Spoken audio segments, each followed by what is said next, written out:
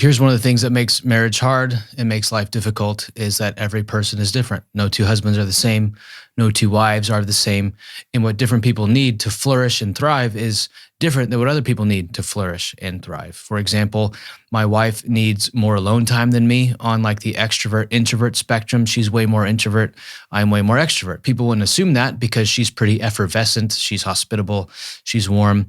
But at the same time, she really thrives when she even just gets like an hour or two of alone time a week. I don't really have much of a felt need for that. Some of that is because my job is a lot of alone time inherently. I'm alone with books and ideas way more often than she's alone with books or ideas, being mostly a mom at home a lot of the time or working with children as a speech therapist when she's not at home. And so some of our needs are seasonal or context dependent, but also some of them are just personality dependent. And so what I find is I'm pretty energized by working out. I'm pretty energized by spending time with friends. And all those things are like social activities for me. Like I go to the gym and about a third of my time, I'm just chatting with random people. And they might be annoyed by that, but it energizes me. Whereas my wife likes to put in her headphones and kind of get it done. And so this kind of gap in what do you need to be the best version of you is something that's seasonal, context, and personal. And what I found is that being able to communicate about those things and then consider your wife in those things is a big part of it. Like if there's even 1 or 2 times a week that I can take the kids by myself for 90 minutes just out of the house so she can be alone in the house to either like work through some chores or just have some silence or to read, she tends to come alive a bit and she does pretty well. And for a while, she was a little bit nervous about asking for that alone time because it sounded selfish or it sounded like I shouldn't need that in her mind. And it took a while for her to be able to voice that in a way that actually led for me wanting to go like, I want to serve you in this way. I don't think it's selfish for you to have needs. Like wanting to eat breakfast isn't selfish. Wanting to go to sleep at night isn't selfish. And especially when our kids were very young, and they weren't sleeping super well, especially like one of our kids was pretty colicky for a long time. It felt like asking for your needs to be met, or even needs may be too strong of a word, but like just wanting some alone time would feel like selfish. Hey, can I go for a walk for an hour without you? Is a weird thing to say to your wife, is a weird thing to say to your husband. Can I have some time away from you so that I love you more?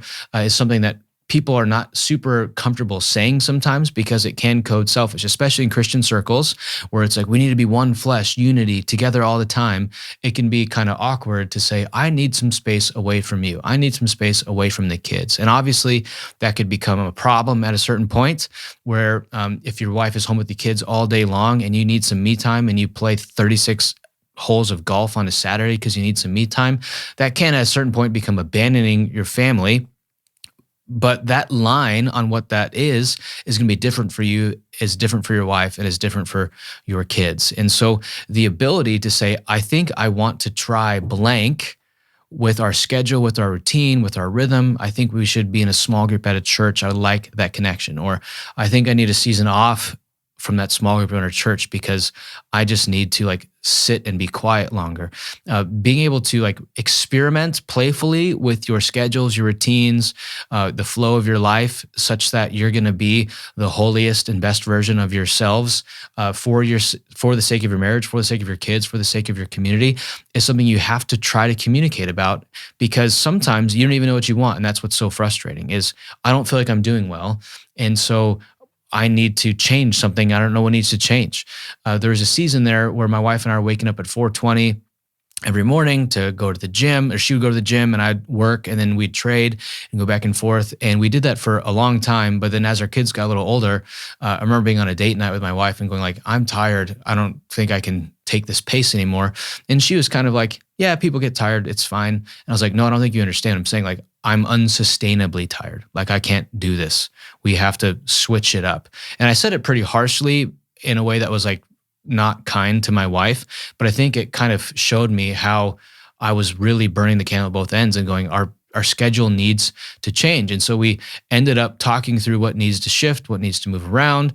There's some things we cut out. But anyway, now we've been setting our alarm for 5:30 instead of 4:20. And I get about an hour more of sleep every night, and I feel a lot better in the afternoons. I get home from work and I'm way more energized to play with the kids.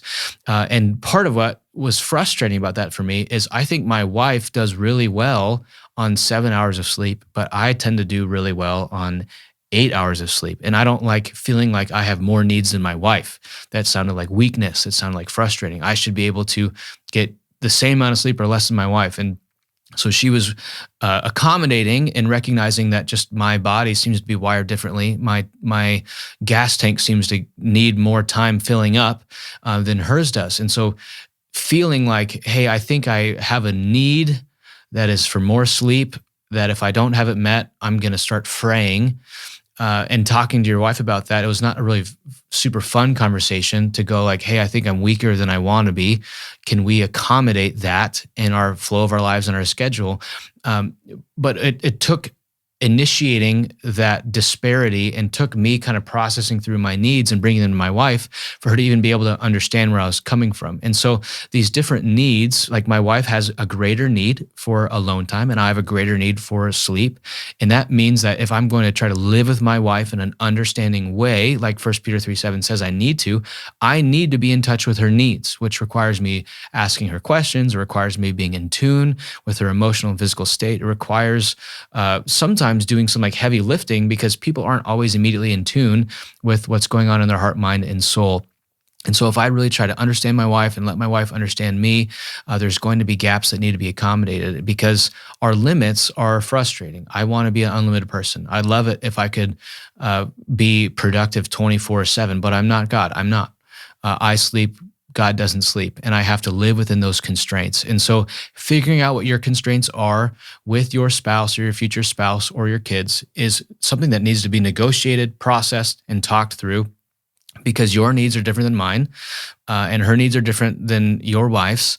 And this requires some push and pull and some communication and frankly, some playful experimentation because sometimes you need to go like, let's try this for a month. Nope, that didn't do it. Let's try that for a month. That was great. Oh, but now your wife is going, that's not working for me, even though it's working for you. And so you have to do some push and pull. And there will be seasons where you're kind of burning the candle on both ends and you're just making it through. You're surviving. You're not thriving. But sometimes those seasons becomes patterns of life, and that's not good. You don't want to live there. We want to be thriving, not just merely surviving. And so be in touch with your needs, be in touch with your wife's needs, and negotiate what that might mean with your wife about how you live your life. And I don't mean negotiate in like a business deal sense, but I mean bring to the table what you'd like to see happen, and with your wife, process through your various needs, and it's going to lead to a more enriched, connected, and flourishing household.